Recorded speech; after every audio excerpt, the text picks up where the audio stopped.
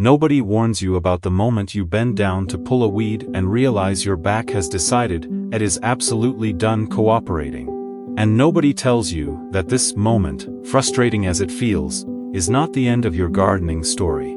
It is the beginning of the most intelligent, intentional, and genuinely rewarding chapter of growing you will ever experience. Gardening over 60 in America is not a smaller version of the gardening you did before. It is a fundamentally wiser version.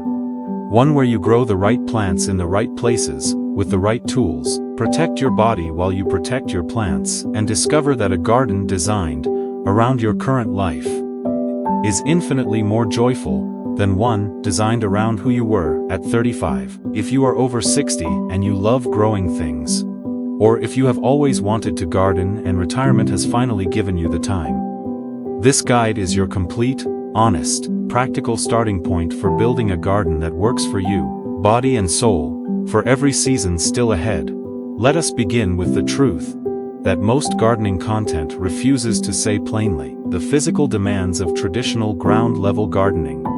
Deep bending, prolonged kneeling on hard earth, lifting heavy bags of soil, dragging full watering cans across uneven ground, are not reasonable demands for most bodies over 60, and pretending otherwise leads people to quit a hobby that genuinely heals them, rather than adapt it in ways that let them continue. The over 60 garden is not a compromise. It is a redesign, and the most powerful redesign tool available is elevation. Raising your growing space off the ground eliminates the majority of physical strain in one architectural decision. Whether that means waist-high raised planter beds built from cedar, galvanized steel, or composite lumber, or composite bar power gardens arranged on sturdy tables and stands at a comfortable working height, or simply moving more of your growing onto a deck or patio, where stable, flat surfaces make every task safer. Elevation transforms the gardening experience for older adults more profoundly than any other single change. When setting up raised growing spaces for gardening over 60, width matters as much as height. A raised bed should never be wider than 4 feet if you plan to access it from both sides, and no wider than 2 feet if you can only reach from one side. A fence or wall behind it, for instance.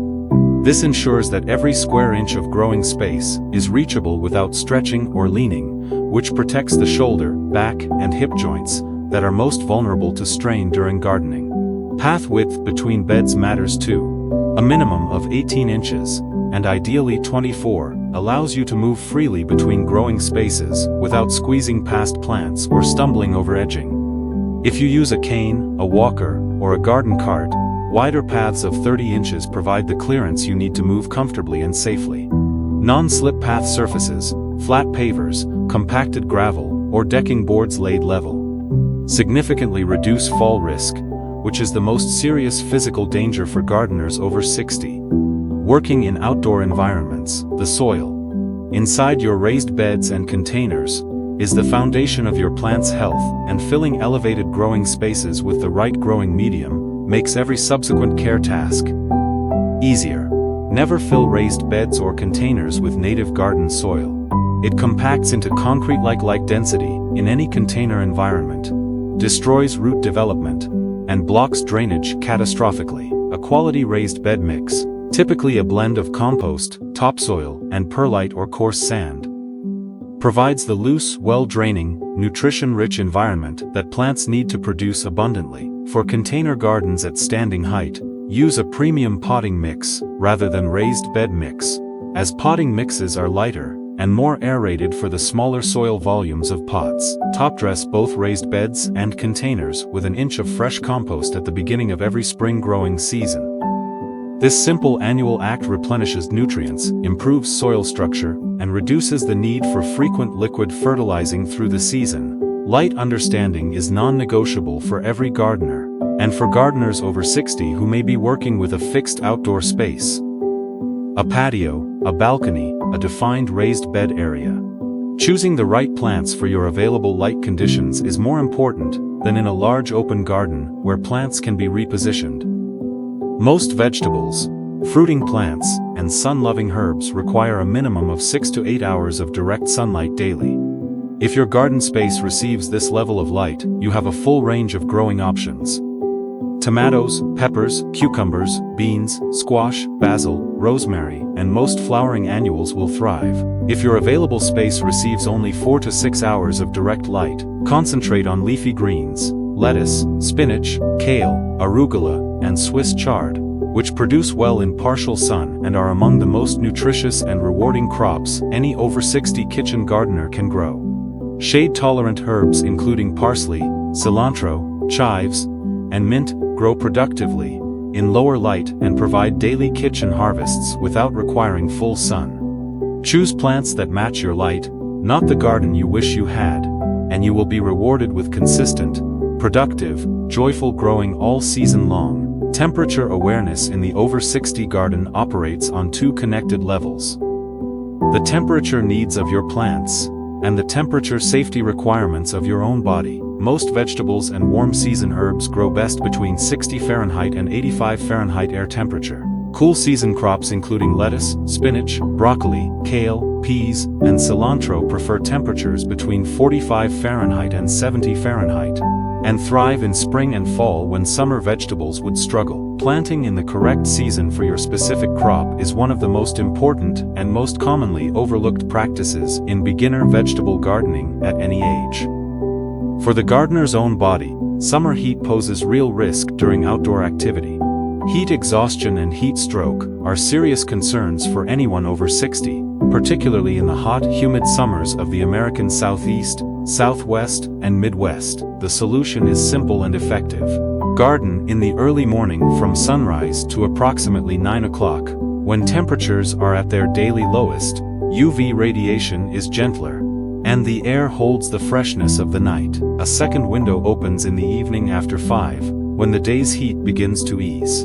Avoid the garden entirely between 10 in the morning and 4 in the afternoon on days when the heat index exceeds 90 Fahrenheit. Drink a full glass of water before every gardening session and keep water nearby throughout. Wear lightweight long sleeves, a wide-brimmed hat, and sunscreen rated SPF 30 or higher. The cumulative sun exposure of decades of outdoor activity makes skin protection non-negotiable. The correct watering routine for an over 60 garden begins with eliminating the need for heavy lifting, awkward dragging. A standard full-size garden hose filled with water weighs approximately 2 to 3 pounds per foot and becomes significantly heavier at full length.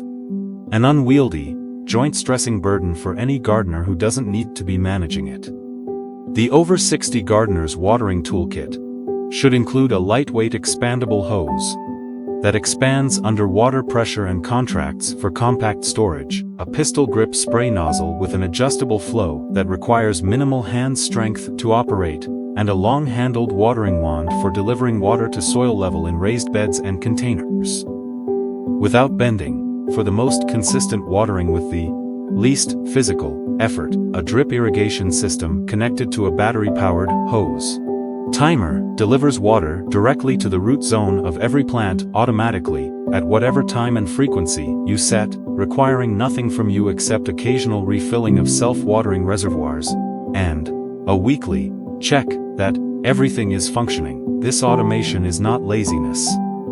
It is the intelligent application of available technology to protect your body while maintaining the garden you love. Water every garden plant based on soil moisture, not on a fixed schedule. Push your finger 2 inches into the soil beside your plants. If the soil feels moist, wait. If it feels dry, water thoroughly until water drains from the container holes, or the raised bed drains naturally. In the heat of an American summer, this might mean watering raised beds as every 2 to 3 days, and containers daily or every other day. In cooler spring and fall conditions, weekly watering may be adequate. Mulching your raised bed surfaces with 2 to 3 inches of organic material, straw, shredded leaves, wood chips, or cocoa mulch, reduces evaporation dramatically, cutting the frequency of summer watering by 30 to 50% and reducing the weeding you need to do by the same amount. This single practice, consistent, generous mulching, saves more time and physical effort than almost any other over 60 garden adaptation. Fertilizing an over 60 garden is most effective and most practical when approached as a seasonal rhythm rather than a reactive chore. At the beginning of the growing season in spring, work 2 to 3 inches of aged compost deeply into raised bed soil and mix it thoroughly into container potting mix. This organic foundation provides broad-spectrum slow-release nutrition for the first 4 to 6 weeks of the growing season. At planting time, incorporate a balanced slow-release granular fertilizer according to label directions. A single application that feeds your plants steadily for 3 to 4 months, without requiring you to remember weekly feeding schedules. From early summer onward, supplement container plants with a half-strength, liquid-balanced fertilizer every 2 to 3 weeks. Because the regular watering of containers flushes nutrients out more rapidly than in raised beds. For vegetables that have entered active fruiting, tomatoes, peppers, cucumbers, squash, switch to a fertilizer with a slightly higher potassium ratio to support fruit development and flavor. Reduce all fertilizing in late summer and stop entirely in fall, as plants prepare to wind down for the season. This rhythm, compost in spring, slow release at planting, liquid supplements in summer, covers the nutritional needs of virtually every vegetable and herb an over 60 gardener is likely to grow. Pruning and plant care tasks become significantly easier and safer when the right tools are matched to the job. For gardeners managing arthritis in the hands or reduced grip strength, both extremely common over 60. The difference between a standard pruner and an ergonomic spring-loaded bypass pruner is the difference between a painful, exhausting task and a comfortable, satisfying one. Spring-loaded pruners open automatically after each cut, without the gardener manually spreading the blades, reducing hand fatigue dramatically over a long pruning session.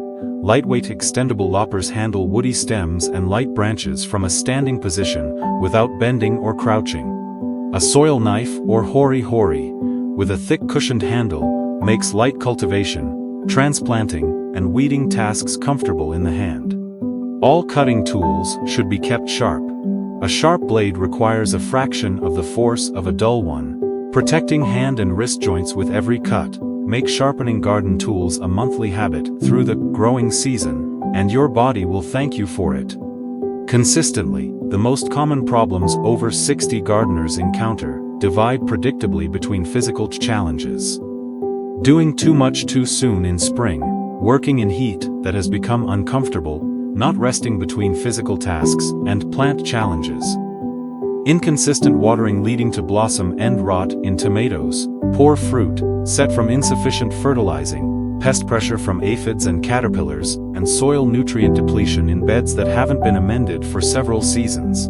Blossom end rot in tomatoes and peppers, the dark, leathery, sunken patch on the base of developing fruit, is caused by calcium deficiency, often triggered by irregular watering, and the fix is establishing a consistent drip irrigation routine and mulching heavily to maintain even soil moisture. Aphid infestations on vegetable plants respond quickly to a strong spray of water in the morning to dislodge the insects, followed by neem oil spray, applied every 5 days, until the population collapses. Caterpillars and cabbage worms on brassicas are most effectively managed by installing fine mesh row covers immediately at planting. Before the flying moths can lay eggs on leaves, soil nutrient depletion in established, raised beds that have been in use for several years is solved by the annual compost, top dressing, and slow-release fertilizer.